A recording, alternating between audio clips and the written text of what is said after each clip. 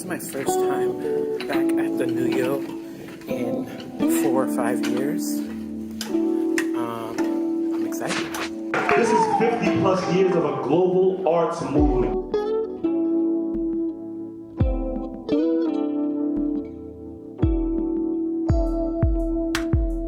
What's up, y'all? So going to the Nuyo, the Nuyorican Poets Cafe today. It is in support of my friend Roya Marsh, who is a very fantastic and talented poet. It's her birthday weekend, so shout out to you, Roya. I love you. Thank you so much for having me. I really appreciate it. This is my first time back in, I want to say like 3 or 4 years. Definitely before the baby, before the pandemic. So I don't know what to expect, but I'm excited to go. So let's get on the road. In the meantime, if you are new here, my name is Lilley. I'm a singer, songwriter, and poet. Welcome to my YouTube channel. Stop to get some gas, and then we are going to be on the road again. The Nuyo is legendary. The Nuyorican Poets Cafe has its place in the Mount Rushmore of places to go if you're doing spoken word poetry. The thing that is the most legendary about the Nuyo is the crowd. The crowd is honestly one of the best in the whole city.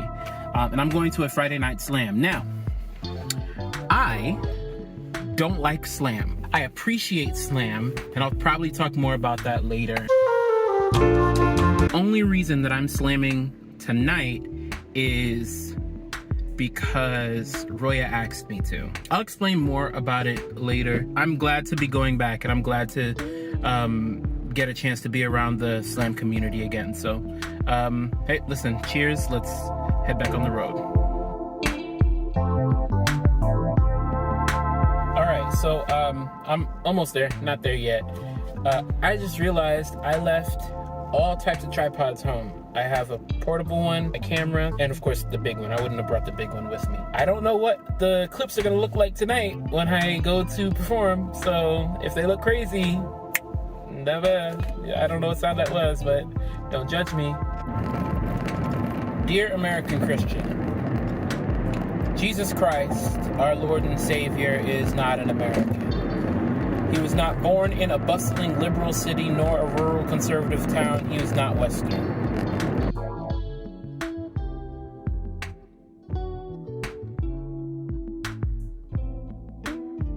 All right, I made it. Gonna get my stuff and head over. However, the last time I was in this area was when I did the Writer's Block show at Rockwood, which was in the same area. So you know what happened at that show. So I need to make sure that this parking is okay. But otherwise, it looks like we're good to go. I'm gonna head over and yeah, we're gonna have a good time. How you doing, boss? Yeah, it's been a minute. I had a baby, so you know I had to. Thank you. Girl. Thank you. Good to see you. Back.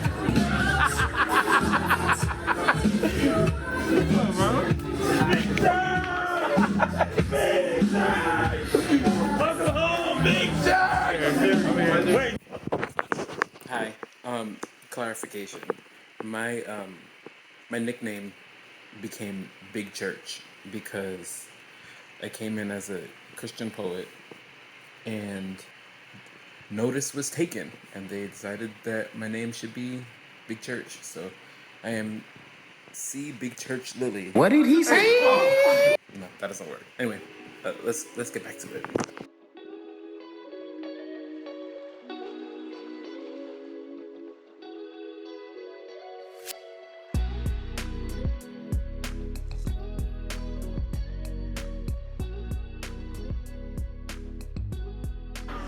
All right, so we here. Hopefully you can hear me. I'm gonna use my mic for right now. So here's what a slam is, and this is what you can expect if you come to the Nuyo, right? There's gonna be a sacrificial poet, and then there's 3 rounds, each with 3 poets. And in each round, each poet does 1 poem. The first round will go, each poet will do 1 poem. The second round will go, the poets will do 1 poem. And then the third round happens, and during the course of the night, people in the audience are actually doing the scores, and it's out of 10. It looks like we're getting started now, so I should probably get back out there. Whoa. Okay. I realized that I was going to talk about the reasons why I dislike slam and why I retired from slam, but I never actually got to it in the vlog. So, hi, Editing Chris here. Let me tell you a couple of reasons why I quit slam. I want to be clear, this does not apply to every single slam community, and here's just 4 things. 1, it can get a little cliquey, not just by race or gender, but even what topics poets are writing about. I've been really fortunate to be in places like the Nuyo where it doesn't feel cliquey, at least to me, but I've also been in other places, both in New York and in other places in the country, where it definitely felt like a clique. It definitely felt like, oh, you're not part of our community, so we're not necessarily going to be the most welcoming to you. 2, the writing can get formulaic. Slam poetry taught me that there are ways to gain the audience's reaction, both from a writing standpoint and a performing standpoint. And I think that it's really good to know and learn. I know that I got to a point where everything I was writing was for an audience reaction. I was choosing poetry topics based on what I thought the audience would want to hear. So I left creative ideas and poetry ideas on the paper and wrote poems that I thought would get a good score versus poems that would feed me creatively. 3, poetry slam is a competition, so it's a game that has strategy involved. It's not something where you create a cohesive set list. My very first slam, actually at the Nuyo, my very first slam, I was doing well, and I was thinking, what poem do I want to do third? One of the folks there said, man, you were in the lead, and if you had just done a different poem at the end, you would have won. But in that moment, what I wanted to do was complete the story that I was telling. I have to finish the story. I love creating a set list. I love telling a story from beginning to end. I love a through line that makes sense. And when you're doing a slam, that just doesn't matter as much. It's really difficult to ignore the strategy part of it. 4, poetry and performing in general can become a really terrible replacement for therapy. I know that using art can be therapeutic, and I'll speak for myself. I can't tell you how many times I've started writing a poem for therapeutic purposes, chose to read it on a stage, and for lack of a better way of saying it, re-traumatized myself. I saw a lot of people writing about their own traumatic experiences in a way that you saw them going on stage and then coming back off stage, and you saw that they were not the same. For me, as somebody who is privileged enough to be in therapy, is privileged enough to have a supportive community around me, I have people that rely on me, like my family. I can't afford to re-traumatize myself every week without putting in the necessary work that I have access to. I think I'm gonna do a follow-up video about why Poetry Slam is amazing, because I don't hate slam. I still watch Poetry Slam videos all the time, and they taught me so much about performing, but those are the reasons why I don't slam anymore. If you resonate with any of those reasons, then tell me in the comments, I guess. Let's get back to the video.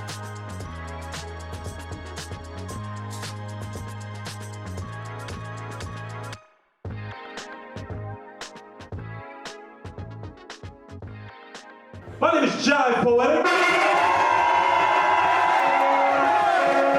And you are right now in the Nuyorican Poets Cafe. Make some noise for that. No. Team, as you came back with us tonight, clap it up. Everybody. Make sure you show some love to this. So I breathe life into the world with broken waters, resurrection with redemption, every line originally thought of. And no, I never started from the bottom. I had my mama, she the reason I had to go harder. While I'm God's daughter, my godson's father is locked in a cage. So no, I don't write metaphors about caskets or burials. That's just another way for the world to hold us I am still here. From the here, I am still fighting. I lived and learned to walk on the seas beneath and between us. The ship is sinking, but I'm teaching niggas to swim. I want everybody who is here tonight to stay for this laugh. I used to break at times like this. What time is it? Showtime! Paid on the 456 with the train with it. Jerk mad quick, but I shall not slip. That's when you hook that pole and bust that flip.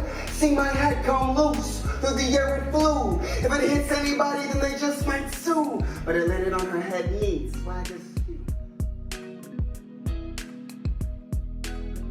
Somewhere, there is the spirit of a colored boy with 23 days left before he sees heaven, with 17 not with us. A colored boy, head plaited like the L train, tracks on tracks on tracks with alabaster teeth and a trombone throat. But also, here lies a colored boy who even in the empty knew his mother was coming. Here lies a colored boy who even after the empty knew we were coming as he belongs to us. Jesus Christ did not use Garnier Nutrice or Pantene Pro V. He did not have the kind of hair that glistens gold in the sunlight. He did not have clouds in his skin, nor oceans in his eyes. No, he was a man. Let's go. Hair of lamb's wool, skin of brown. He was a man. Innocent of crime, unlawfully killed. He was a man, unlawfully killed, unceremoniously buried. Does that sound familiar, saints? Come on. Can you hear the fall of a guiltless man? Can you hear the mobs screaming out, half saying crucify him, the other half begging for his life to matter? Do the cries of the innocent haunt our prayers yet? Dear American Christian, tell me, if Jesus Christ were to die today, which side of the Consolation prize for you, and I'm excited to tell you, Falu, it is not $19. It is not $21, Falu. It is this $20 bill, which you can use to buy yourself a Metro card and a beef patty. You know where it's going. Where's Roya at? Roya, Hey. you know, that was the first time in a long time a poem made me cry. Yeah, you're welcome. Just letting you know. Happy birthday. Happy birthday. How does it feel to be 21 again? Yo, I was 21 so long ago. You're not supposed to say that. I'm supposed to say that. I cannot lie to the camera. This is So they said that I abandoned them. He did. He did. He did. It's confirmed. Yeah. I didn't abandon you. I got a job. There's literally a return flight. Yeah. There are receipts. We can pull them. He left us. You make it look Damn! I was gonna use this for a vlog. Now I can't. Try to get all the way here. I got you. Let's try it again. I will say nice things. So they said I abandoned them. He didn't. Not at all. Right. Well, because No. why did I leave? Because he had to raise the next generation. This is somehow worse. Isn't Nazareth in Israel? Isn't Nazareth in Israel? It was a good show tonight. I'm really glad I got to catch up with some really amazing people. Here's the problem with doing shows so late at night. Getting home. The traffic. Here's hoping that I can make this work.